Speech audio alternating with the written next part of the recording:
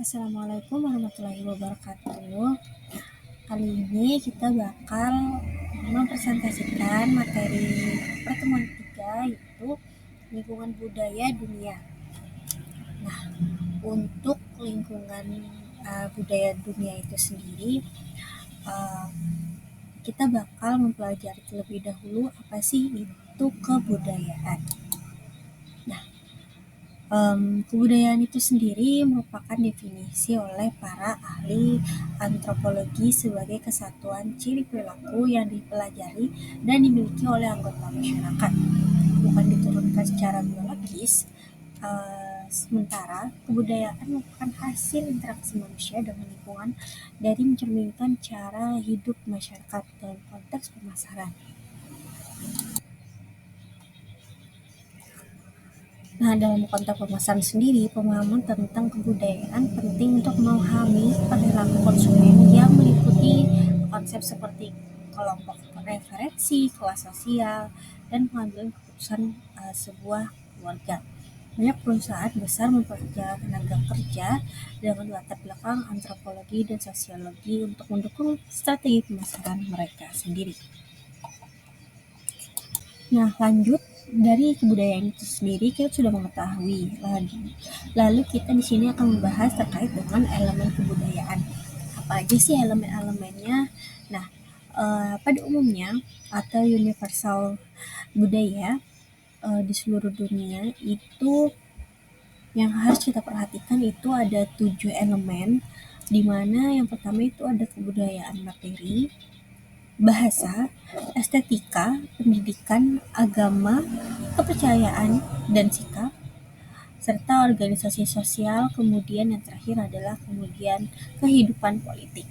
Nah, dari 7 elemen inilah yang menjadi bahan dasar untuk kita memasuki sebuah negara tujuan untuk memulai bisnis ke luar negeri. Lanjut pada kita pembahasan yang paling pertama, yaitu ada kebudayaan materi. Di sini budaya materi yang mencakup peralatan teknologi dan barang fisik yang dihasilkan oleh manusia, serta hubungan dengan cara masyarakat mengorganisir kegiatan ekonomis. Nah, kesenjangan teknologi di antara masyarakat mencerminkan perbedaan kebudayaan materi. Menurut para ahli, yaitu Karl Marx berpendapat bahwa organisasi ekonomis mempengaruhi perilaku masyarakat, meskipun pandangan ini tidak selalu diterima. Dalam konteks pemasaran, penting untuk memahami kebudayaan materi di luar negeri, agar produk yang ditawarkan sesuai dengan kebutuhan dan kondisi lokal negara tujuan. Adaptasi produk dan strategi pemasaran harus mempertimbangkan infrastruktur dan kebiasaan masyarakat setempat. Perusahaan industri internasional harus berhati-hati agar perubahan yang diperkenalkan tidak dianggap sebagai bentuk imperialisme budaya. Nah, selanjutnya itu yang kedua tadi adalah elemen bahasa, di mana tentu saja bahasa adalah mendefinisikan atau mencerminkan kebudayaan dan peranannya dalam komunikasi serta pemasaran global. Bahasa tidak hanya mencerminkan nilai-nilai suatu masyarakat, tetapi juga berfungsi sebagai alat komunikasi yang krusial untuk keberhasilan usaha di pasar internasional.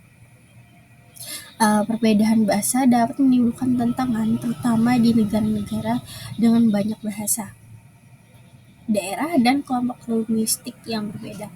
Penguasaan bahasa asing, terutama bahasa internasional seperti Inggris, menjadi penting bagi perusahaan yang beroperasi di pasar global. Karena untuk menjalin komunikasi yang baik agar tidak terjadinya kesalahpahaman antar kedua belah pihak dan tidak ada yang dirugikan karena miskomunikasi. Kemudian selanjutnya adalah ada elemen estetika. Di sini konsep estetika dalam budaya ada beberapa cakupan, di mana itu pandangan tentang keindahan selera baik dalam seni, musik, dan desain. Estetika seringkali bersifat regional dan dapat mempengaruhi berbagai aspek bisnis, termasuk desain produk dan pemilihan warna. Perbedaan dalam makna warna dan musik juga penting untuk dipahami oleh perusahaan yang beroperasi di pasar internasional. Selain itu, pemilihan nama dagang juga harus dipertimbangkan estetika lokal untuk menarik konsumen.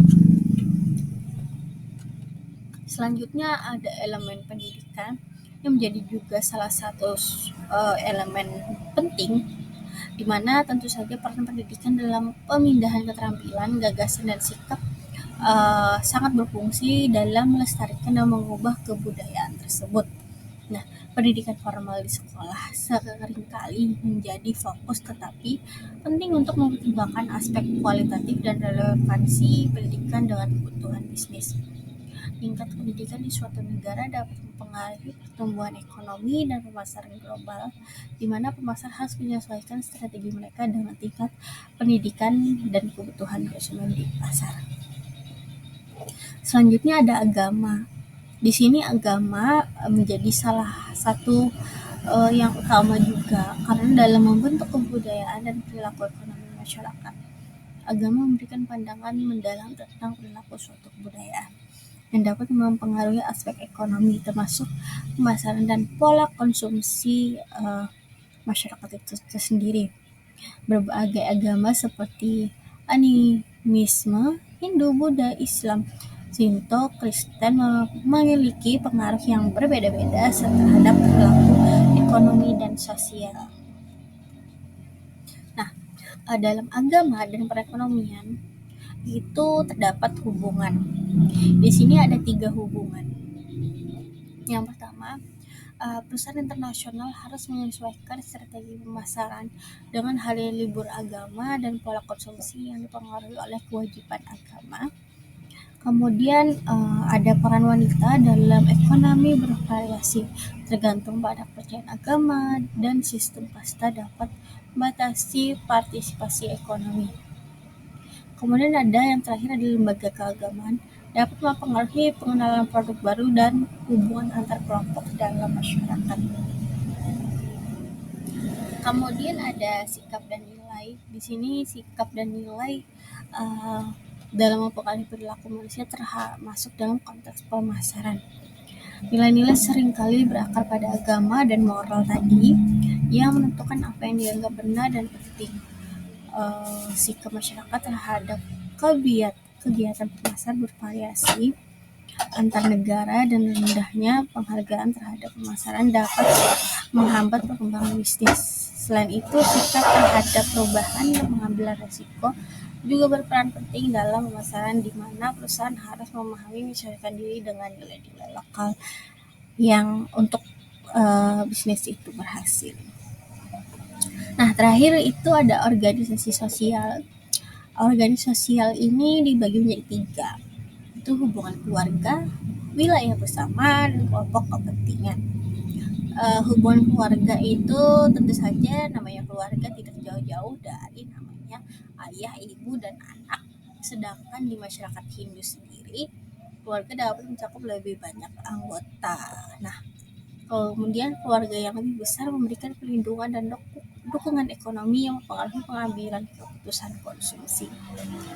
Di wilayah bersama sendiri itu ada lingkungan pemukiman, sedangkan di Asia seperti kita itu dan Afrika seringkali berupa kelompok pesukuan. Seperti di Indonesia banyak sekali suku-suku yang berbeda-beda sesuai dengan wilayah tempat tinggalnya. Nah, kemudian ada pengukuhan berdasarkan wilayah dapat membantu dalam identifikasi segmen dan pasar. Terakhir itu adalah kelompok kepentingan dalam hal keagamaan, pekerjaan, rekreasi, atau politik dapat digunakan untuk mengidentifikasi segmen pasar tertentu. Nah, terakhir kita menuju kepada kesimpulan. Di sini identifikasi parameter kebudayaan amat penting artinya, karena banyak diantaranya diasumsikan diketahui atau konstan dalam lingkungan dalam negara, tetapi menjadi variabel dalam pasar internasional. Karena telaahnya harus ekstensif, maka perusahaan perlu mencari informasi dari berbagai sumber. seperti kepustakaan, ahli, atau konsultan luar, pengalaman perusahaan di pasar luar negeri, dan terakhir warga negara setempat seperti karyawan perusahaan, distributor, dan agen periklanan. Salah satu cara mengorganisasi suatu telah tentang hubungan budaya adalah dengan matriks seperti pada tabel berikut.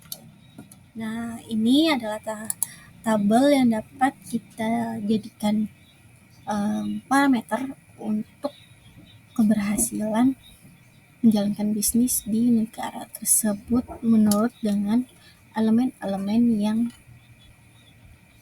tadi sudah disebutkan dan dijelaskan terkait dengan elemen kebudayaan suatu negara.